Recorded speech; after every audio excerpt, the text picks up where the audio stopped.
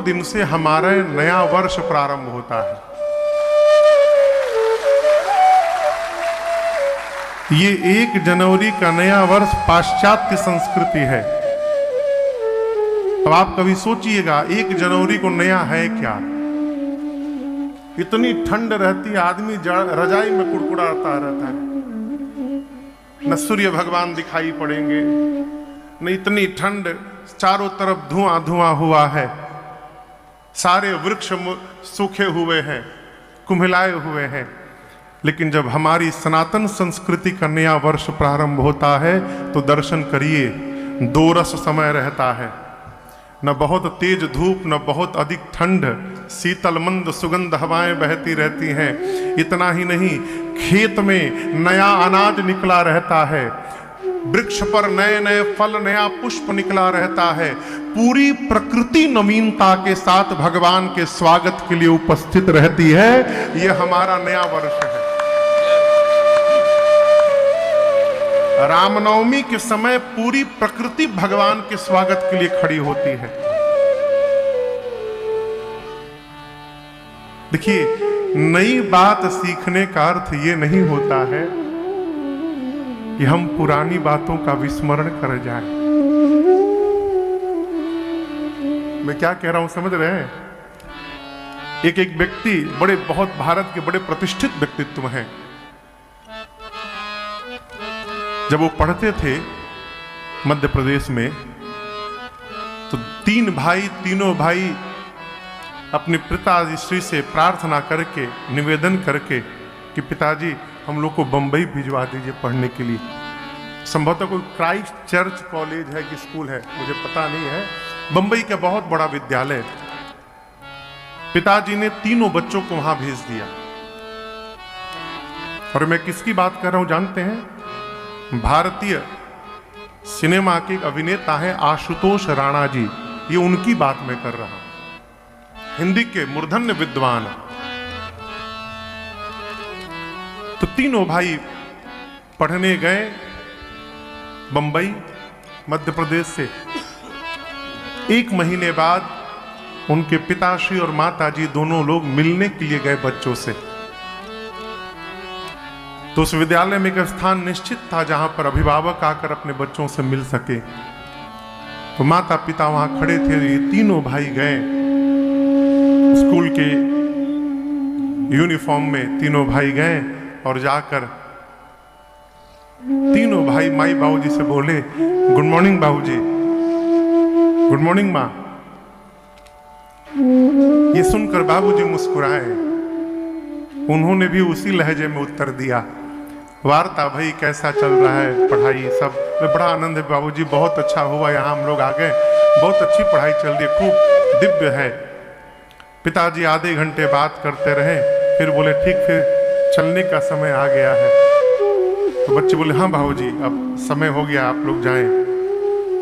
पिताजी बोले ठीक है जाइए, आप लोग सामान लेके आइए। बोले सामान लेके आए, इसका मतलब पढ़ लिया आप लोग, चलिए जबलपुर मध्य प्रदेश। अब क्यों बाबूजी? बोले 1 महीना हुआ आप लोगों को यहां आए, बचपन से लेकर आज तक आप तक अपने बाबूजी को प्रणाम करते रहे और 1 महीने में प्रणाम से गुड मॉर्निंग पर आ गए। हमको ऐसी शिक्षा अपने बच्चों को नहीं देनी है, हमको अपने बच्चों को शिक्षित बनाना है। नई बात सीखने का अर्थ ये नहीं है कि हम अपनी मान्यताओं को समाप्त कर बैठे। नई बात सीखने का अर्थ ये नहीं कि हम अपना संस्कार भूल जाएं। आगे बढ़िए। वृक्ष कितनी भी ऊंचाई प्राप्त कर ले, जड़ को तभी तक पकड़ा रहता है। जड़ को छोड़ दे तो कितना भी ऊंचाई प्राप्त हो, उसको समाप्त होने में विलंब लगने वाला नहीं है। हमारी संस्कृति हमारा जड़ है, हमारी मान्यताएं हमारी धरोहर है। भगवान ने अवतार लिया, पूरी प्रकृति भगवान के स्वागत में खड़ी हो गई है। अयोध्यावासी जो जहां है सब आनंद उत्सव मना रहे हैं, भगवान के स्वागत में बधाई पद गा रहे हैं। एक गोपाल दास जी महापुरुष हुए, उनकी रचना है। कहते हैं कि भगवान दिन में आए थे, तो भगवान के आने के बाद जो उत्सव हो रहा था उसको देखने के लिए लालायित हो गई, तो रात्रि ने संध्या को मनाया। तदपि बनी संध्या अनुमान, संध्या की आड़ में मां रात्रि पहुंची अयोध्या। अब यहां दर्शन करिए संध्या कैसे हो गई। अयोध्यावासी सोचने लगे, यदि यज्ञ के बाद अग्नि नारायण प्रसाद न दिए होते तो आज ये दिन हमको दिखने वाला नहीं था। तो जिनके कारण ये सौभाग्य प्राप्त हुआ है उनको धन्यवाद दिया जाए। परिणाम, अयोध्या के जितने पुरुष थे अपने अपने घर में आहुति करने लगे। हर घर में हवन कुंड से धुआं ऊपर निकला और उस धुएं ने परत बनानी प्रारंभ कर दी। संध्या के समय आकाश का रंग कैसा होता है?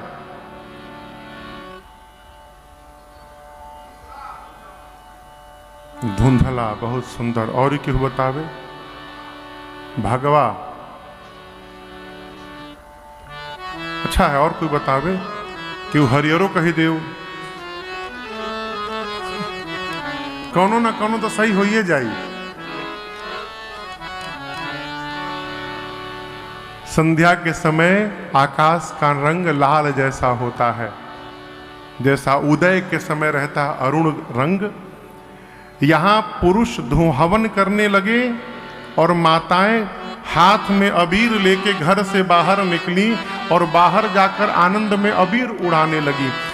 उड़ई अबीर मनाहु अरुणा, इस अबीर ने ऊपर उठकर आकाश का रंग लाल बना दिया। धुआं निकला है तो सूर्य नारायण पहले से थोड़े छिप गए धुएं के कारण, और इस अबीर के कारण लालिमा छा गई। तो ऐसा लगा मानो संध्या का आगमन हो गया, और ये धुआं निकलता गया, अबीर उड़ता गया, और इस अबीर और धुएं ने ऐसी मोटी परत अयोध्या के ऊपर बनाई कि गोस्वामी जी कहते हैं कि दिन के 12 बजे भगवान जन्म लिए, 1-2 घंटा बीता होगा, 2-3 बजते बजते सूर्य नारायण आकाश में छिप गए। और जैसे सूर्य नारायण आकाश में छिपे, नीचे लगा प्रभु ही मिलन आई जनु राती। ऐसा लगा मानो भगवान से मिलने के लिए रात्रि देवी स्वयं आ गई हो। रात्रि आई, चेहरा झुका हुआ है, उदास है। आपके घर में कोई अनुष्ठान उत्सव चल रहा हो और वहीं एक व्यक्ति सिर झुका करके बैठा हो, तो आप पूछेंगे भैया आपको क्या परेशानी है? भगवान ने रात्रि से पूछा कि आप उदास क्यों हैं? रात्रि देवी ने कहा प्रभु अपने दुर्भाग्य पर मैं रो रही हूं। ये जितने देवता यहां आए हैं, इन सभी देवताओं ने आपके प्राकट्य का दर्शन किया है। मैं ही एक ऐसी अभागी रही प्रभु, आप दिन में प्रकट हो गए, दिन में मैं रहती नहीं हूं, मैं नहीं देख पाई नाथ। भगवान ने कहा इस बार क्षमा करिएगा, मैं वचन देता हूं अगली बार जब कृष्ण के रूप में अवतार लूंगा द्वापर में, तो ये सौभाग्य केवल और केवल आपको प्रदान करूंगा। अगली बार मध्य रात्रि में अवतार लूंगा। और इसी कारण भगवान श्री कृष्ण का जन्म मध्य रात्रि में 12 बजे हुआ। रात्रि को सौभाग्य प्रदान कर दे। तब तक चंद्रमा जी आ गए, प्रणाम करके बोले प्रभु सेम प्रॉब्लम हियर। मेरी भी यही समस्या है नाथ, आप दिन में निकल गए, हम ठीक से देख नहीं पाए। भगवान बोले अभी अभी रात्रि को वचन दिया हूं, अगली बार देखिएगा। चंद्रमा बोले आप त्रेता में आए हैं, द्वापर में आएंगे, वो भी 28वें कलयुग में आ पाएंगे। राम जी कितने नंबर के त्रेता में आए थे पता है? हाँ, कि पिछली त्रेता में राम जी नहीं आए थे। राम जी 24वें त्रेता में आए थे। पहला युग कौन सा है? हाँ, युग कितना है मालूम बा? कहोगो? अरे बोलिए। 4। पहला युग, दूसरा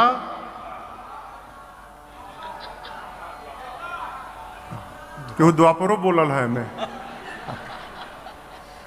पहला युग, दूसरा, तीसरा और चौथा कलयुग। ये चारों युग एक बार बीतते हैं, उसको चतुर्युग कहा जाता है। उम्र मालूम है कलयुग की? कलयुग की उम्र है 4,32,000 वर्ष। कितना? अभी कितना बीतल बा कलयुग की उम्र? 5,100 कुछ वर्ष, 14-15 जौन भी होके 5,100 वर्ष अभी बीता है। कुल उम्र है 4,32,000 वर्ष कलयुग की उम्र। अभी कलयुग जन्मतुआ लड़का हुआ है। अभी लोग कहते हैं महाराज घोर कलयुग आ गया। घोर अभी तो शुरू नहीं हुआ, आया कहां?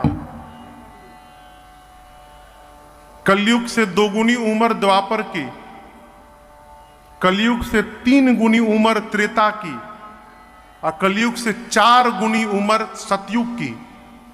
ये चारों युग जब एक बार बीत जाते हैं, उसको एक चतुर्युग कहा जाता है। और ये चारों जब 72 बार बीतते हैं, 72 या 71 बार, तो उसे एक मनवंतर कहा जाता है। एक मनवंतर के एक राजा होते हैं जिनको मनु कहते हैं। कभी पंडित जी महाराज संकल्प कराएं तो संकल्प को समझने का सुन के प्रयास करिए, वो क्या बोल रहे हैं। कहते हैं कलियुगे, कली प्रथम चरणे, अभी प्रथम चरण चल रहा है। अष्टाविंशतितमे, इसका मतलब 28वां कलयुग है। अष्टाविंशतितमे यानी ये 28वां कलयुग है। वैवस्वत मनवंतरे, अभी जो मनवंतर चल रहा है, इस मनवंतर के मनु है वैवस्वत। कल्प कौन सा है? तो श्वेत वाराह कल्प चल रहा है। इस कल्प का क्या नाम है? श्वेत वाराह कल्प। ये कल्प का है।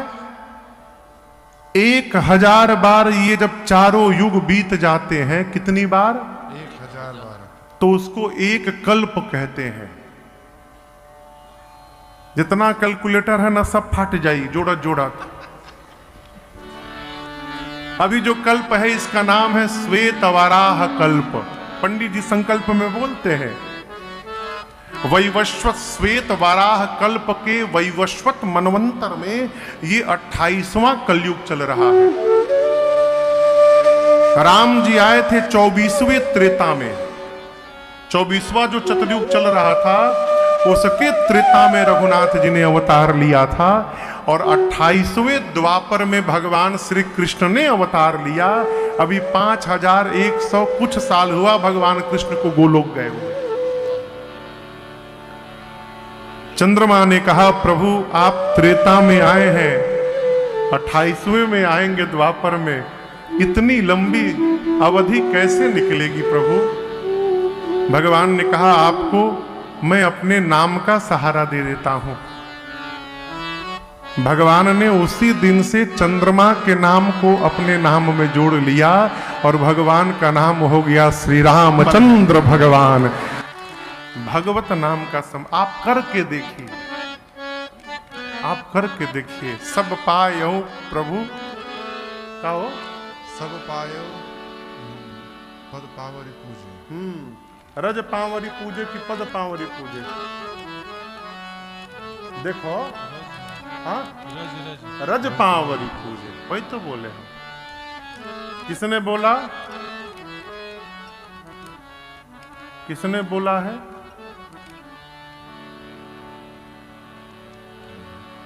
दशरथ जी बोले हैं। हाँ, केकरा से?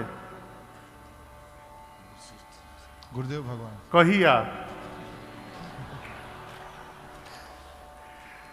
श्री चक्रवर्ती जी महाराज के मन में जब आया कि राम जी को युवराज बनाया जाए, तो गए गुरु जी के पास और जाकर कहते हैं, गुरुदेव मोहि समय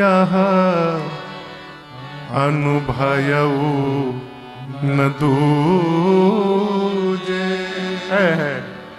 गुरुदेव मेरे जैसा ये अनुभव कोई नहीं किया है। क्या?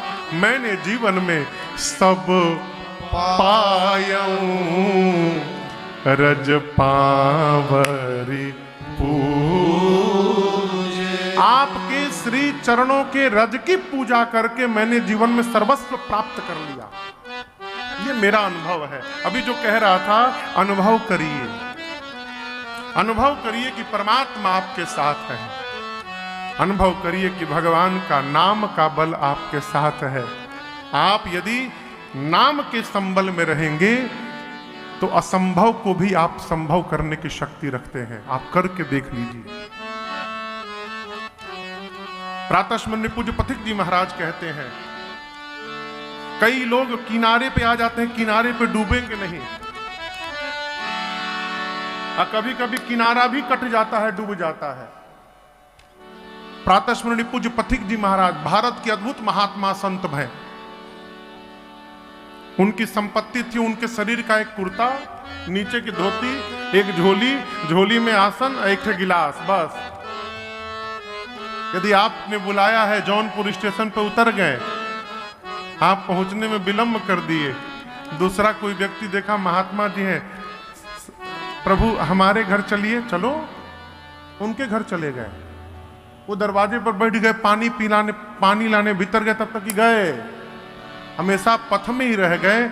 उनका नाम था पथिक जी महाराज, अद्भुत महापुरुष भारत के।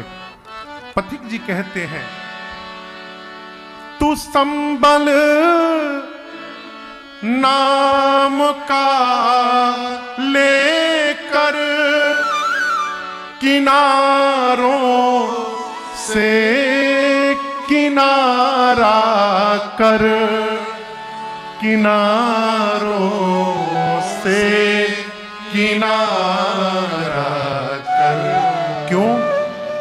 किनारे टूट जाते हैं, ये किनारे टूट जाते हैं, किनारों का भरोसा क्या। उलझ मत दिल इन बहारों में, बहारों का भरोसा क्या। नाम का संबल है, नाम का संबल। चारों भैया अवतरित हुए, अयोध्या में आनंद महोत्सव चल रहा है। कल चाचा जी कितने व्याकुल थे फोन पर। भैया के आदरणीय चाचा जी से कल मेरी बात हुई, दिल्ली में है, उनके घुटने का ऑपरेशन हुआ है, जिसके कारण आ नहीं पाए। फोन पर जब मैं देखा, वो मुझे देखे, बात होने लगी तो भावुक होकर रोने लगे और बोले, महाराज मैं असमर्थ हूं आने पे, लेकिन ये समझिएगा कि मेरा शरीर यहां पर है, लेकिन मन हमारा वही लगा हुआ है, हम नित्य आपका देख रहे हैं। ये क्यों कह रहा हूं? अपने घर में जब कोई उत्सव हो रहा हो और हम किसी कारणवश यदि वहां न हो, तो हमारा शरीर केवल अनुपस्थित रहता है, मन हमेशा उपस्थित रहता है वहां पर, मन से हम वहीं रहते हैं। भगवान कौन से वंश में अवतार लिए हैं? सूर्य वंश। जिस समय परमात्मा ने अवतार लिया उस समय सूर्य वंश सिर के ऊपर, सूर्य नारायण सिर के ऊपर थे। दिन में 12 बजे उनके घर में ही भगवान ने अवतार लिया है। वो भी देख रहे थे अयोध्या को। हमारे आपके काम में शनिवार रविवार की छुट्टी है, लेकिन सूर्य देवता के काम में छुट्टी नहीं है। वो 24/7 उनको चलना रहता है? सोचे हमारे घर में भगवान अवतार लिए हैं, चलना तो जीवन पर्यंत है। आज यदि थोड़ी देर में दर्शन कर लूंगा रुक कर तो कितना आनंद होगा। ये सौभाग्य दोबारा प्राप्त होने वाला नहीं है। ऐसा सोच के सूर्य नारायण खड़े हो गए ऊपर, और यहां दर्शन करिए। मन लगने के बाद घड़ी की सुई समाप्त हो जाती है। कथा सुन रहे हैं, कैसे 3 घंटा 4 घंटा निकल जाता है पता, और उसी में जिसका मन नहीं लगता होगा हर 5 मिनट बाद घड़ी देखेगा। कवितें बोली हैं महाराज, इससे अच्छा तो मोबाइलिए पे देख लेती हम। कहें जब मन करे महाराज को रोक दो, कितना बढ़िया सुविधा है। महाराज के मुंह पे मारो टप, रुक गया। भाई वो रोकने वाला तो चेहरे पे होता है, बीच में एकदम। वो जो बटन होता है रोकने वाला, वो तो सेंटर में होता है स्किन के, और सेंटर में हमारा चेहरा है। तो एक बार उंगली से महाराज चुप, मानो स्टैचू खेल रहे हो। अब जब ले दबाइए ना तबले महाराज बोलिए ना। फिर जीवन में मिलने वाला, तब से ये लोग गा रहे हैं, कितना गाएंगे। अब एक बार पूरा बंद हो जाए तब आगे बढ़ेंगे। नीचे उत्सव गाने वाले क्या सोच रहे हैं, रात हो तो बंद किया जाए।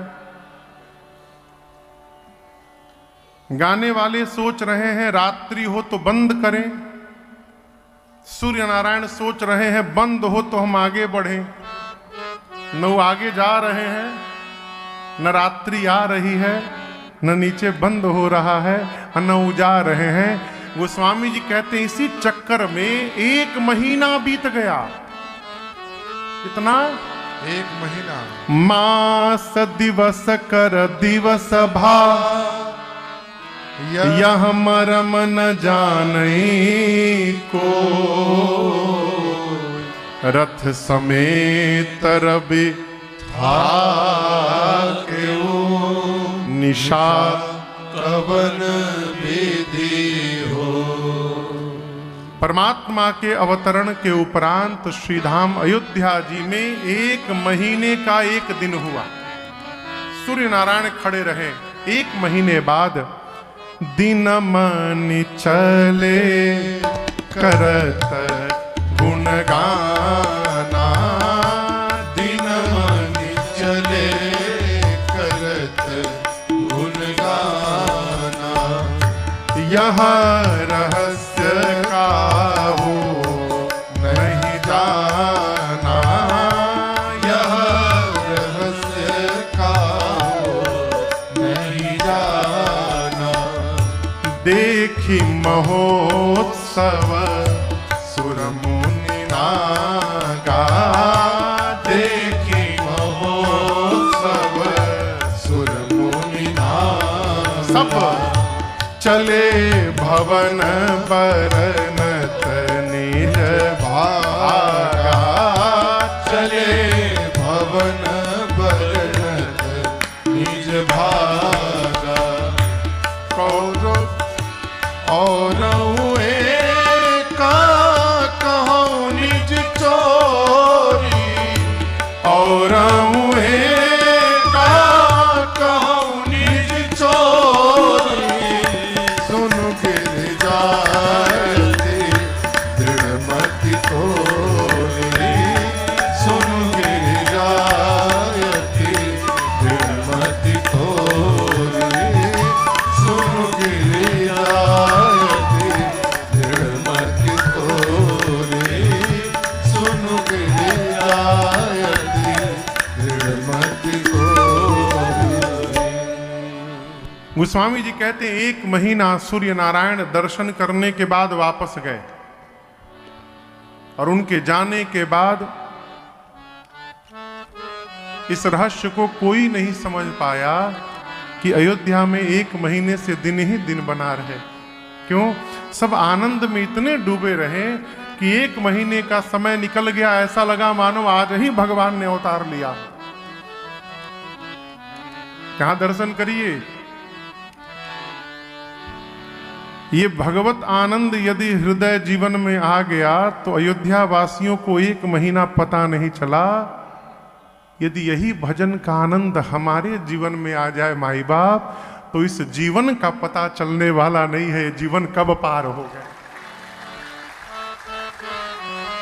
जीवन बोझ उसी के लिए है जो इस आनंद से दूर है, इस सुख से दूर है। सूर्य नारायण गए, कैलाश में बैठे भगवान शंकर मां भवानी से कहते हैं, देवी अब मैं आपको अपनी एक चोरी की कथा सुनाता हूं। मैया बोली, प्रभु चोरी? चोरी भी किए हैं आप? शंकर जी बोले, अब तक आपसे छिपा करके रखा हूं तो ये चोरी ही है आपसे। मां ने पूछा, क्या किया प्रभु आपने? बाबा बोले, राम जी अवतार लिए थे तो आपको बिना बताए मैं भी दर्शन करने चला गया था। मां बोली, अकेले चले गए? बोले, अकेले नहीं, काग भुषुंडी संग हम दो,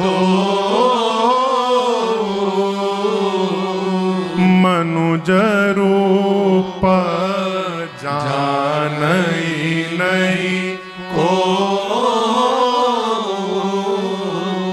बाबा कहते हैं, काग भुषुंडी जी के साथ मैं गया। किसके साथ गया? काग भुषुंडी जी को जानते हैं आप लोग? जानते हैं? मानस के वक्ता हैं, कौवा के रूप में हैं। इनको आशीर्वाद मिला है, कोई भी शरीर धारण कर सकते हैं। पहले मनुष्य जब थे तो उज्जैन में थे, अपने गुरु जी के पास गुरु जी से शिव जी का मंत्र लिए। इनके गुरु जी राम भक्त थे, तो ये वैष्णवों से जलते थे काग भुषुंडी जी। कहते थे, असली भगत हमारे शंकर जी के भगत असली भगत है। एक दिन महाकाल मंदिर में बैठे हुए थे, तब तक उनके गुरु जी आ गए। तो सोचे हम तो शंकर जी के सामने बैठे, गुरु जी आवे चाहे कोई आवे, खड़े नहीं भय। और गुरु का ये अपमान भगवान शिव बर्दाश्त नहीं कर पाए, शाप दे डाले। गुरुदेव के आने के बाद अजगर जैसा बैठा हुआ है, शाप देता हूं, अजगर हो जा। गुरु जी को दया आ गई। गुरुदेव ने कहा, क्षमा करिए प्रभु, क्षमा करिए। वहीं पर काग भुषुंडी जी के गुरु जी ने वो स्तुति की है, नमामि शमीशान निर्वाण रूप। वहीं पर ये स्तुति गाई। भगवान को दया आई महादेव को, और ने कहा, देख तू 1000 शरीर बदलेगा। जन्म लेते मरते अनेक कष्ट होता है, लेकिन मैं तुझे आशीर्वाद देता हूं, तुझे कष्ट नहीं होगा। और जो जब चाहेगा तब शरीर बदल लेगा। वही फिर अयोध्या में जन्म हुआ। बचपन से राम जी के भगत थे। माता पिता पढ़ाते पढ़ाते थक गए, लेकिन पढ़े नहीं। छोटी अवस्था में जब माता पिता उनके साथ चले गए, अकेले हो गए। भुषुंडी नाम था भुषुंडी जी। तो चले गए वन में। कहीं महात्मा मिलते तो बैठ के भगवान की कथा सुनते। इसी तरह घूमते घूमते लोमस ऋषि के पास पहुंचे। तो लोमस ऋषि से भुषुंडी जी ने कहा कि हमको सगुण भगवान के बारे में बताइए। सगुण यानी जो प्रकट होते हैं। लोमस ऋषि सगुण भगवान से शुरू करें, अब 5 मिनट बाद निर्गुण भगवान पे पहुंच जाए, ब्रह्म की व्याख्या करने लगे। ये पूरी कथा सुनते, प्रवचन सुनते, उसके बाद कहते, प्रभु आप जो बताएं बहुत बढ़िया बताएं, लेकिन हमको सगुण भगवान के बारे में बता दीजिए। वो फिर शुरू करते, फिर ब्रह्म में पहुंच जाते।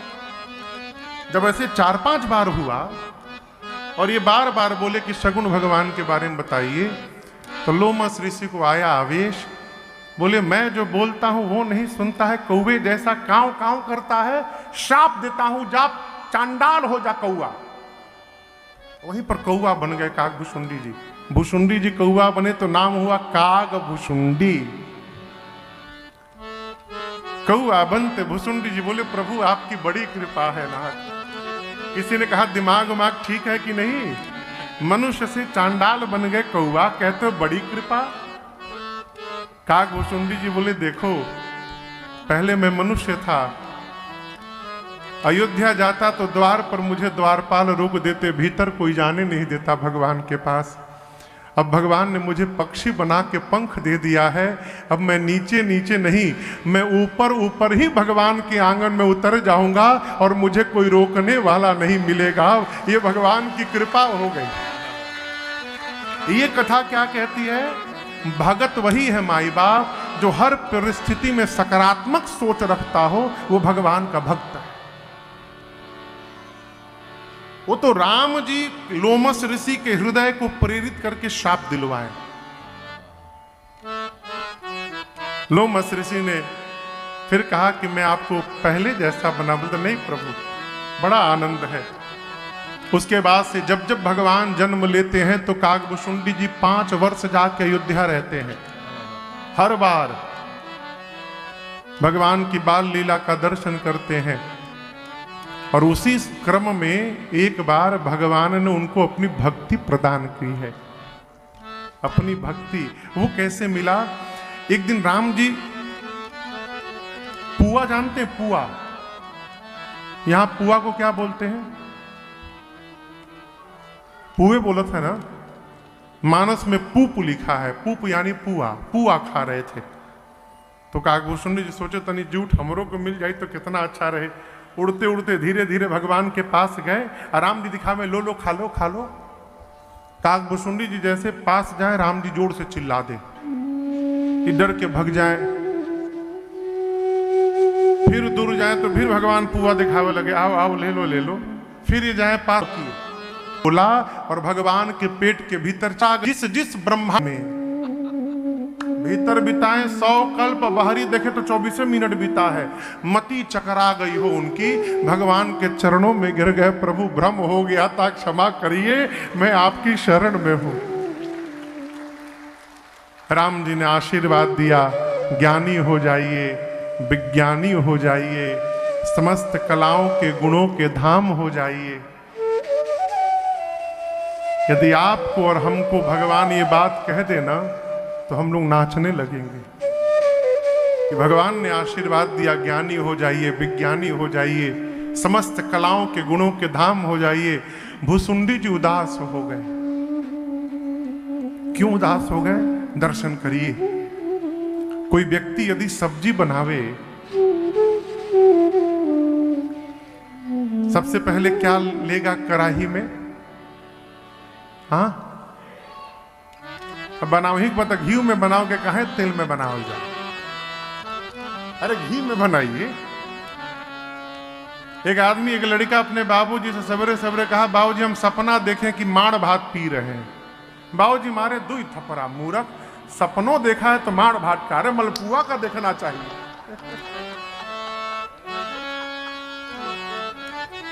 सपना भी देखा तो बढ़िया सपना देखा।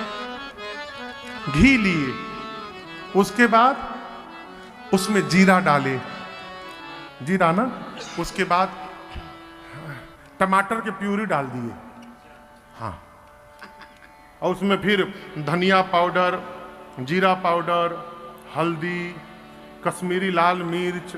सब्जी बनाने हमको भी आता है इसलिए सब याद है। उसको डाल के थोड़ा मसाला हिलाए, उसमें तेल में घी में थोड़ा उसको भून दिए। उसके बाद उसमें पनीर फ्राई करके पहले रखे, उसको डाल दिए। क्या बात है, हाँ, टेस्टी ना। उसके बाद थोड़ा मलाई डाल दिए, फिर कस्तूरी मेथी लेके ऐसे हाथ से रगड़ के उसमें डाल दिए। खूब बढ़िया चला के उतार के प्लेट में रखें। कितना टेस्टी होगा ना हो, कहिए। स्वादिष्ट लगेगा ना? जोर से कहिए। क्यों? हाँ हाँ, नमक तो डलबे नहीं किए। अब दर्शन करिए, सब कुछ पड़ा, एक नमक नहीं पड़ा तो वो सब्जी मुख में जाने वाला नहीं है। मलाई नहीं पड़ेगा चलेगा, कस्तूरी मेथी ना भुरभुरावल जाओ तब चलेगा। कहो थोड़ा मसाला कम पड़ जाए चलेगा, न घी रहे रिफाइन में भी चलेगा, लेकिन नमक के बिना चलने वाला